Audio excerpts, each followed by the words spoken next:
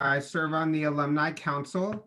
I graduated from Cowell College in 2004-ish with a degree in legal studies. I'm currently a practicing attorney up in Sacramento, California. And I wanted to give you all a brief introduction to the Alumni Council, where I serve. We support the educational calling of UC Santa Cruz, providing volunteer opportunities to alumni to serve on action-oriented committees to support the UCSC community. And we really focus on trying to connect alumni to students and provide a support system for the UCSC community. And it's my pleasure to introduce today Mike Reapy.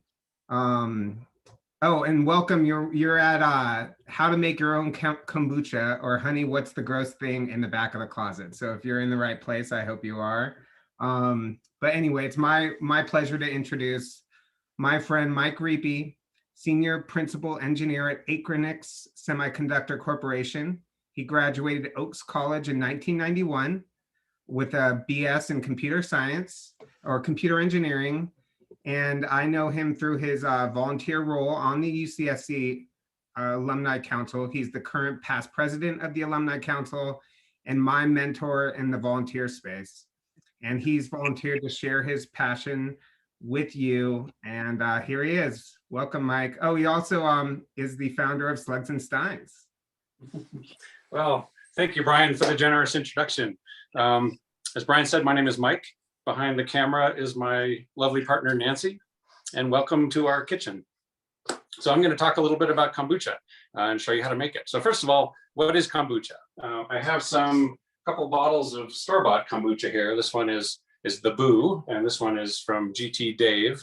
Kombucha is a fermented probiotic drink that you make from sweet tea and a special kind of unique culture of bacteria and yeast. It is mildly effervescent, and it has like a sharp, acidic, kind of sour taste. It can be more or less sour depending on how long you let it ferment.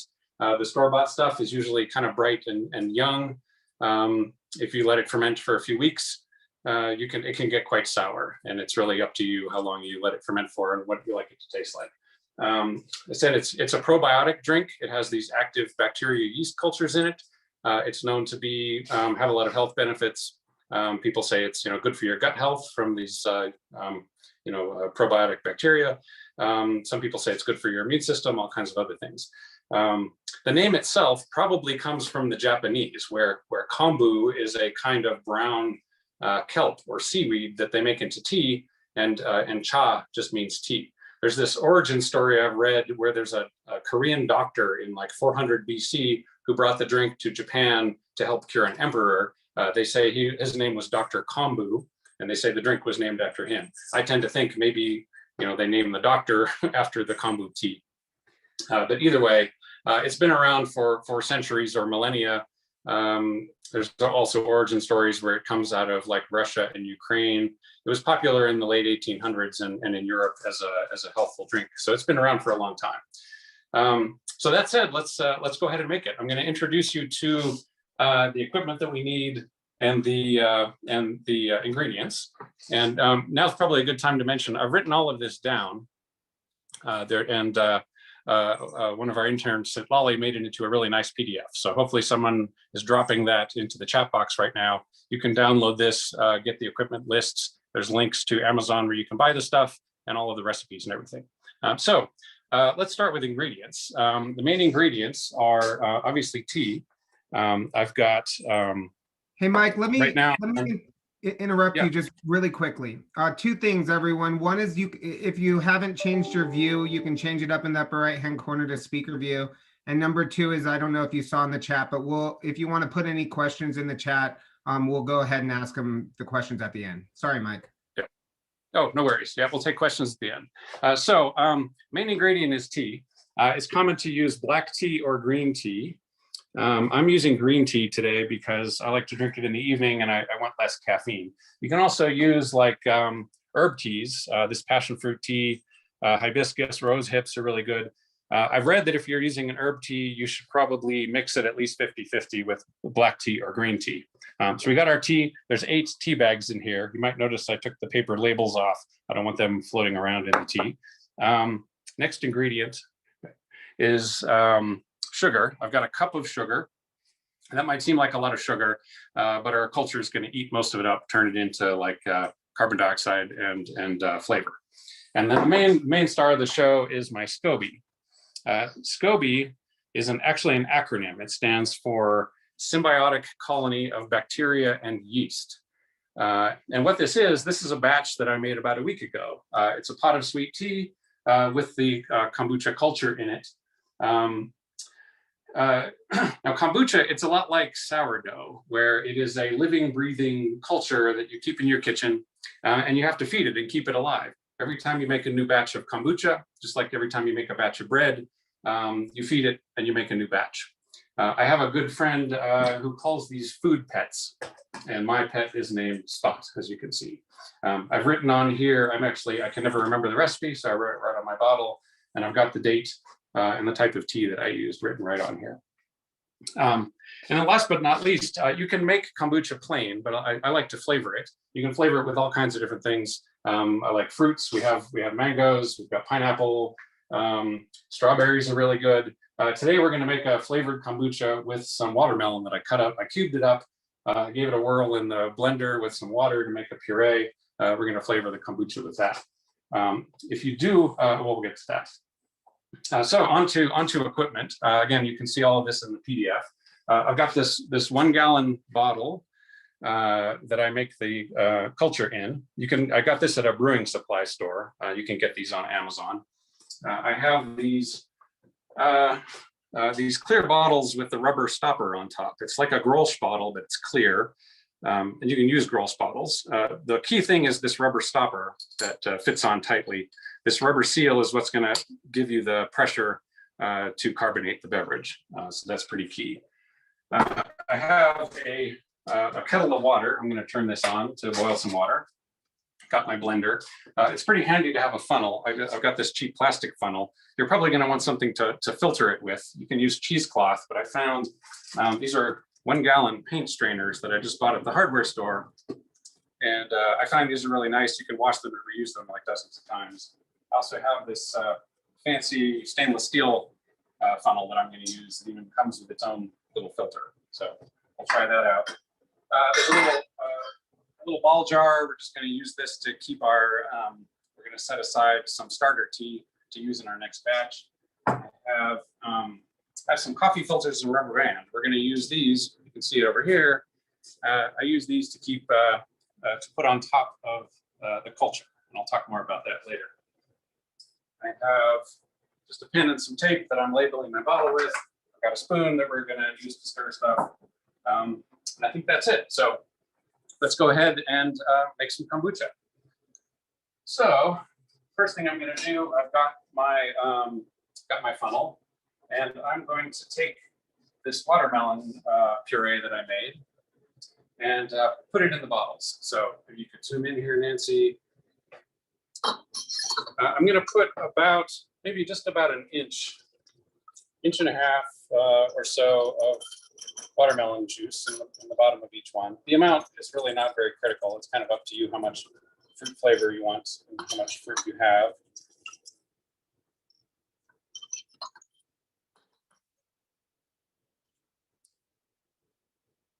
You've got a lot of nice pulp in there as well.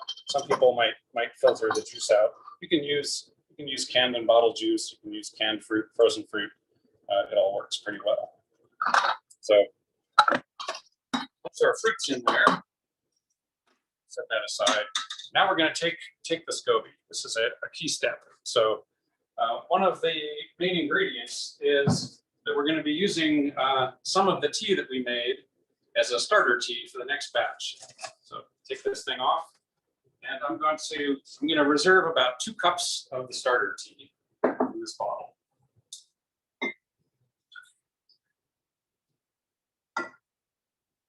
And it's actually kind of nice to give it a stir because there's a lot of active cultures and things on the bottom there. So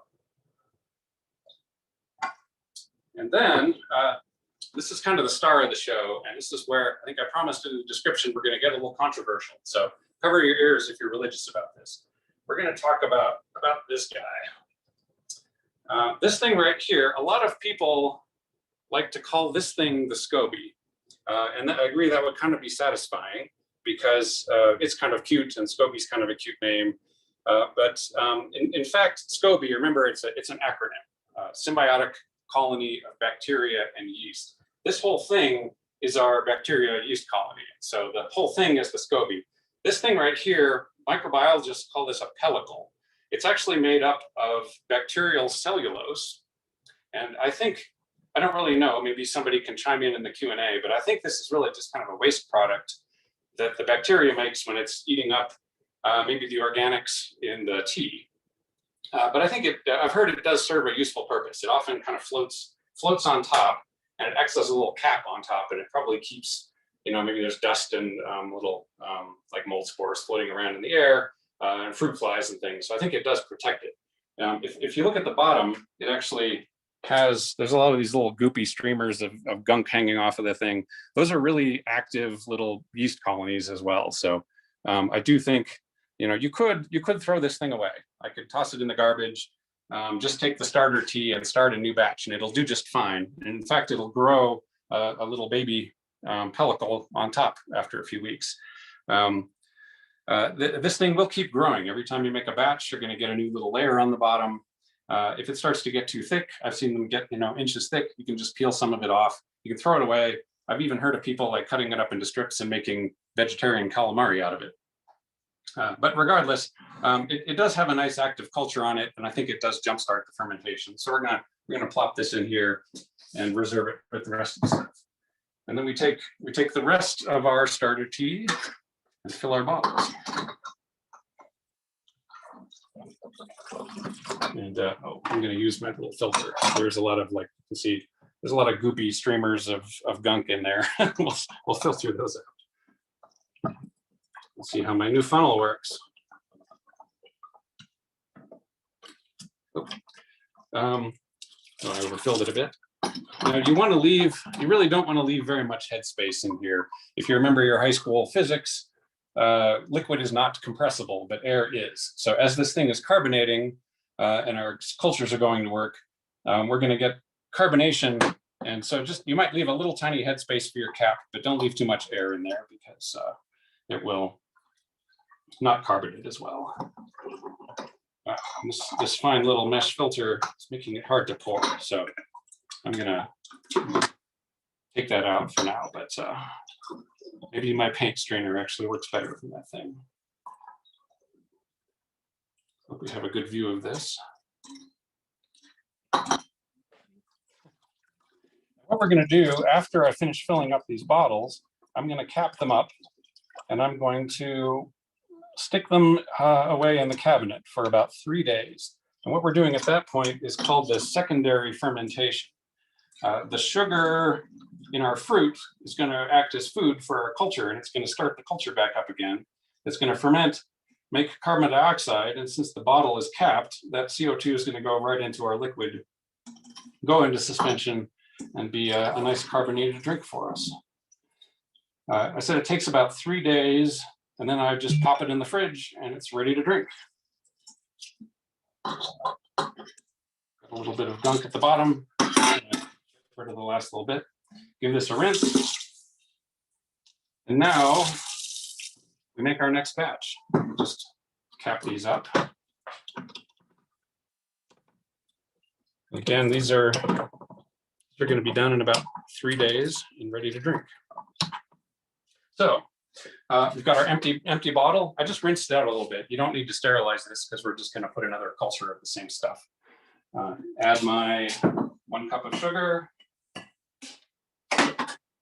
We've got our water that finished boiling. Pour this in here. The amount of water that you use right here, it's not terribly critical. I don't want to fill the thing to the brim because we have our starter tea. This is it's enough water to dissolve the sugar and make the tea with. Give it a stir to dissolve the sugar. then I'll throw the tea bags in. Put those down a little bit. So we're just going to let this steep. How long you let it steep it really depends on what kind of tea you're using. I noticed and I just read the instructions. So this green tea, it actually steeps really quickly. It just takes about a minute or two that they said. Black teas might take a little bit longer to extract. So what we're going to do, we're going to let it steep. And after it's done, we're going to take the tea bags out. You want to count the number of tea bags that you put in, count them again as you take them out. If you've watched Grey's Anatomy, you know that the surgeons, they always count the number of sponges as they put them in because they don't want to leave a sponge in. We don't want to leave the tea bag sitting in here for weeks. I don't know what would happen, but it might not be good. So we'll let it steep. We'll take the tea bags out, and then you have to let it cool off. This is boiling hot water. If you were to throw the starter tea in there, it would just kill the culture. So you have to let this cool down almost to room temperature. So we're going to set this aside. Let that happen. But luckily, I've got a batch that I already made this morning. So let me get this over here. I made this about 3 hours ago, and it's cooled off. It's still a little bit warm, not quite room temperature, but that's okay. And you notice this one's kind of bright red, not the light green. I made this with some of that passion fruit tea that I showed you before, so we'll see how that comes out. Just check to make sure that it's cooled off. I've got the bit of starter tea, or SCOBY. Some people call it the mother tea that I reserved. And we'll just dump it in there. Along with the pellicle, maybe we'll arrange it so the pellicle floats on top. And I'm just gonna top this up with cold water. Just fill the bottle almost all the way to the top. Again, like the amount of tea, I put 8 tea bags. I don't think it's all that important. You can experiment yourself. You can make it stronger or weaker to your own liking. Try different teas. It's fun to experiment with recipes with different fruits and flavorings that you put in there. And I'm hoping in the Q&A, maybe some of you can jump in with some of your favorite recipes or stories you've got. Our last step, I'm going to cover this thing. I'm using a coffee filter and a rubber band. You don't want to use these things usually come with a metal cap. You don't want to use the metal cap and seal it, because this thing's going to be fermenting and making CO2. You need to let it breathe, but you need something on top that's going to keep dust particles and things out. I've had it get infected with fruit flies. I've had ants crawl in there. You can get like mold spores falling out of the air. So a coffee filter, I think, is kind of perfect. Don't use cheesecloth. I think the holes are too big and stuff can still get in there.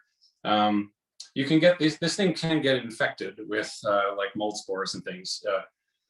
Expect that the pellicle gets kind of gross and goopy and change different colors. But if you see, fuzz growing on there, like green or orange fuzz or something, you've got infected with with mold, and you're going to have to toss it out, sterilize everything, and start again. So I put this coffee filter on here, let it breathe, but to protect it, now I'm gonna take this bottle and I'm gonna put it away in the back of my dark closet somewhere, and we're gonna let it ferment. How long you let it ferment, it's up to you. I would say probably a minimum of about a week. I made this one about a week ago. It's going to be a nice, young, kind of bright colored kombucha. You can let it ferment for maybe 2 weeks, 3 weeks, maybe up to a month even. It gets much more sour and a really strong vinegar taste. So it's up to you. If you like kind of the health benefits of vinegar, maybe even you drink apple cider vinegar sometimes.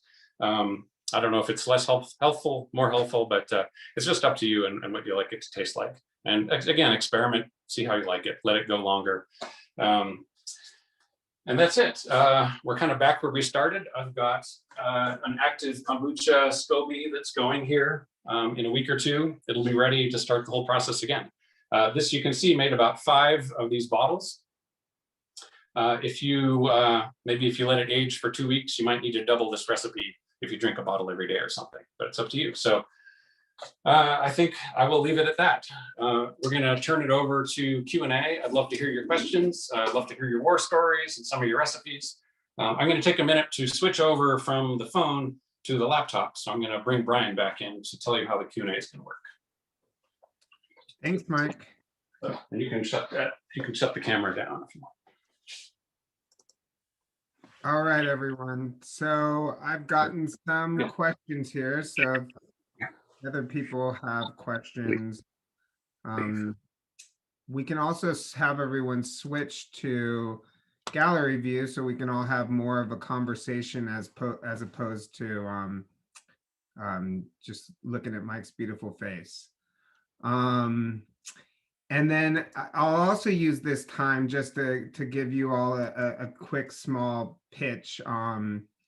You know, one thing I'm especially passionate about in the that the Alumni Association does is we do the Alumni Association Scholarship Fund, which provides UCSC students with financial needs and a $3,000 annual scholarship. We awarded 49 scholarships this year. And so if you ever have, you know, tax season's coming up, if you ever want to pitch some to the endowment, it's always really appreciated and really helps those students in need.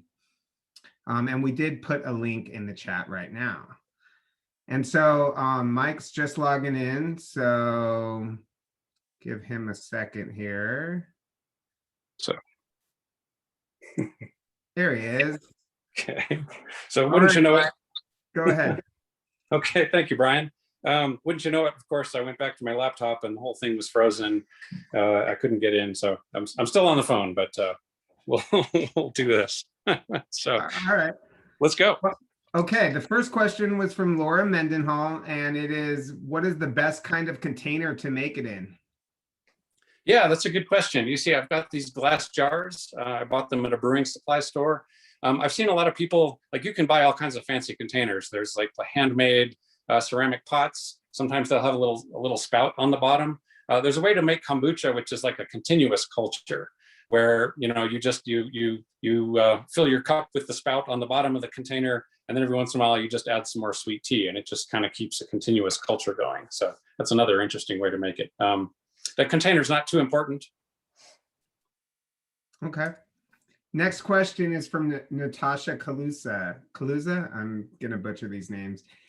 Do you have to use caffeinated tea? No, you don't. I think decaf black tea works just fine. Decaf green tea. I don't think the caffeine is important. I've read online that actually the SCOBY kind of eats up the caffeine. I don't know if I believe that. Seems like an urban legend. So like I said, I go with low caffeine or no caffeine myself. What about an herbal tea? Yep, herbal teas work great as a flavoring. I think I mentioned if you are using an herbal tea, I would still mix it maybe 50-50 with black or green tea. But try it. I haven't done the experiment. It'd be fun to see. I don't know if there's something special in in black green tea. And fellow alumni counselor April Yee has a few questions here. How old is your pellicle?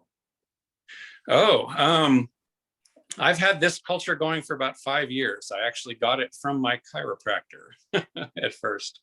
Okay. And how many and I haven't killed it. I've actually let it sit for 6 months once. Like I was too lazy to make tea, sat in the back of my closet for 6 months. I didn't want to drink that batch, but I made a new batch, worked just fine. So the thing's pretty resilient. How many times have you used it?